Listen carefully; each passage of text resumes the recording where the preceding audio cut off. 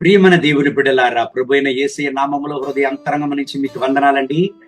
దేవుని బిడ్డలారా, యేసయ్య ప్రవక్త గ్రంథం 43వ అధ్యాయం 16వ వాక్యాన్ని చదువుకొని ఈ నెల కొరకు మనము ప్రార్థన చేద్దామండి.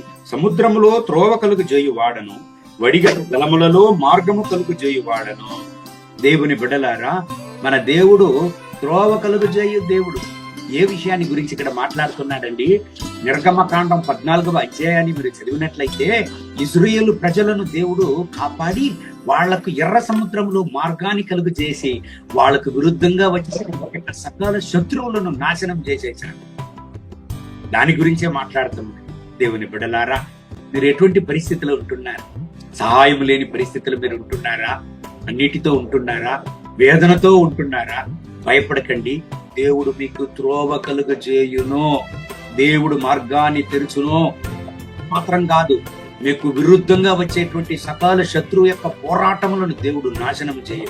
దేవుడు ఎన్నుకొనబడిన దేవుని బిడ్డలను ఏనాటికి ఆయన చేయి వదిలే దేవుడు కాదు. ఎర్ర సముద్రమే అయినా సరే దేవుడు మార్గాన్ని కలుగు చేయు. కళ్ళు మూసి ప్రార్థన చేద్దామండి. మహోన్నతమైన ప్రభువా, ఇదిగో నాతో కూడా చేరి ప్రార్థన చేసే నా ప్రియమైన దేవుని బిడ్డల కొరకు ప్రార్థన చేస్తున్నాను. వీళ్ళను ఆశీర్వదించండి. మీ బిడ్డలకు మార్గాలను తెరవండి. మీ బిడ్డల జీవితంలో మార్గాన్ని తెరిచి వీళ్లను ఆశీర్వదించండి. వీళ్ళకి విరోధంగా క్రియ చేయడానికి చూసే సకల శత్రు యొక్క పోరాటములను నాశనము చేయండి. మహిమ ఘనత స్తుతి మీకే. యేసయ్య నామములు వేడుకుంటున్నాము తండ్రి. ఆమేన్.